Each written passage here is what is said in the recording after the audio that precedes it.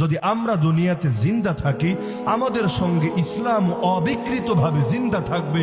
আর যদি মুর্দা হওয়ার প্রসঙ্গ দেখা দেয়, আল্লাহর কসম আমি হাসি মুখে মুর্দা হয়ে যাব, ইসলামকে মোটেও মুর্দা হতে দিব না। আমরা ইসলামকে কাফেরের হাতেও মাজলুম হতে দিব না। আমরা ইসলামকে কাদিয়ানির হাতেও ইসলামকে পরিবর্তিত হতে দিব না। আমরা ইসলামকে হিজবুত তাওহীদ, আহলে কোরআন অথবা সকল বাতিল ফিরকার হাতে মোটেও পরিবর্তিত হতে দিব না।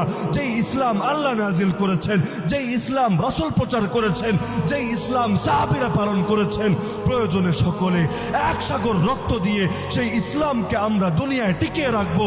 আর এক দেশের জন্য যদি এক সাগর রক্ত দেওয়া যায়, ইসলাম তের চাইতে আরো মহান, ইসলাম তের চাইতেও বড়।